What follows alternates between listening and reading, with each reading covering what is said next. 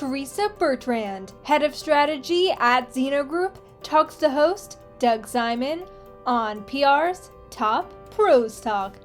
We're talking love, and specifically brand love. So, Theresa, what have you got for us on brand love? It's been close to my heart and close to a lot of people's hearts lately. Brand love.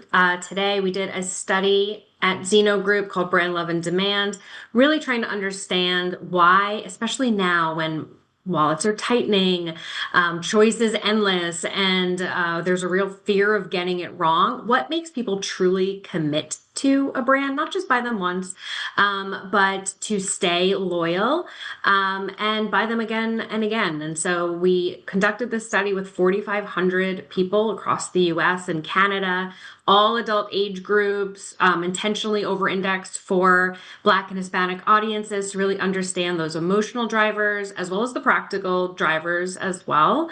And we found some surprising things. What were some of the top things that did surprise you? For me, the most surprising is just this contradiction that people are living in right now, where people are more selective than ever with their money, which makes sense. And 75% say they are more selective with the brands that they let into their lives. There's over 500,000 brands in the world right now. So we let very few in, and then even fewer are ones that we consider ones that we love. And even as we were talking about before, like we have so much emotional connection tied to the ones that we love.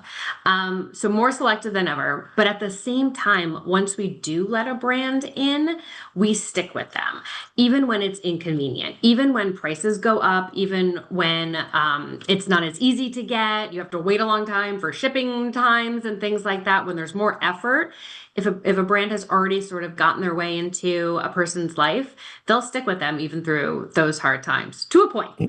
Yeah, doing some quick math, you mentioned there are 25% of the folks who are less selective and they're just out there. But what are some ways you can get that other 75%, the selective ones, to look closer to your brand? Because you can't have a relationship until you start a relationship. We have to tailor to our audiences, and the same goes for how people look at brands.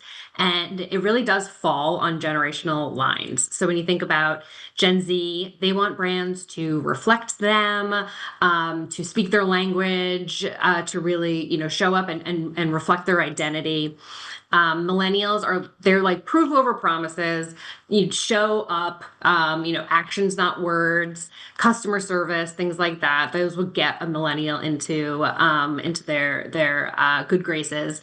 Gen X, they're the anti-hype generation. So, they're very much about consistency, quality, reliability, but also shared experiences. It's why you see so many campaigns today about nostalgia. Gen X is eating those up.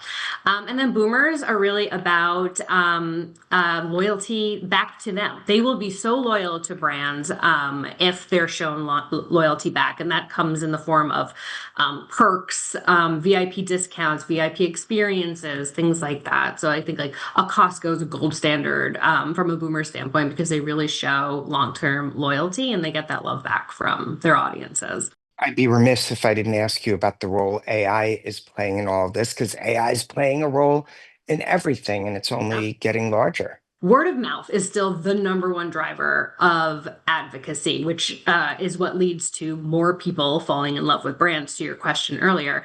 And word of mouth it can take many forms. It can be, sitting around a table with a friend or a family member. It could be on social media, TikTok, Discord. That's word of mouth. But also AI is word of mouth. People are searching AI for advice, for tips, for brand recommendations in the same way that they're asking a friend for it. And so it's become its own advocacy and word of mouth channel for people to curate their lives. Like there's so much choice out there. We have less time than ever, convenience overload. So, AI is really helping people and it's being seen more and more as a trusted source of information. So then the interesting question becomes, where is that information coming from?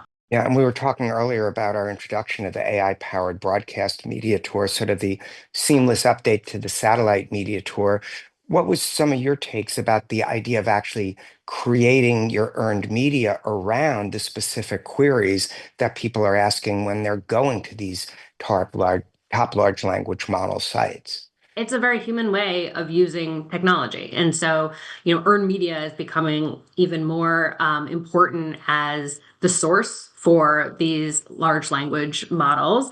And they're pulling content from the own channels and the tone and the relevance. And so when we have campaigns and when we're doing things like a satellite media tour that are talking about how people are using the products, that's going to match to then how people are querying for it later. So it's become such a symbiotic kind of ecosystem and relationship between technology and human. Yeah, and I tend to be an optocynic myself. So I'm optimistic but cynical at the same time. People are weighing in sort of in a different way as the PR industry and the world approaches 2026. You've been a breath of fresh air so far, and I know that you're very Very positive and optimistic. optimistic about the role of PR, which is fantastic, and I can get on board with that. But what are some of the reasons there should be tremendous optimism about the role of PR in 2026? It's come full circle. I think now what we're doing more than ever is putting PR first in a marketing mix because it's about the story that you're telling and who's telling the story and where is that story getting told, and importantly, the influence of all of those different factors. So PR, I think it's just how we've been raised. We earn attention, we earn belief, and so when it's you don't pay for AI in terms of when you're querying for it, you're not paying necessarily yet because that's coming too for that placement, but being able to influence the channels through earned is the strongest way to drive advocacy.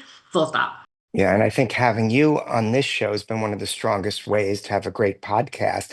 Thanks so much for appearing. We really appreciate it. I appreciate it and have a great day. Thanks for having me.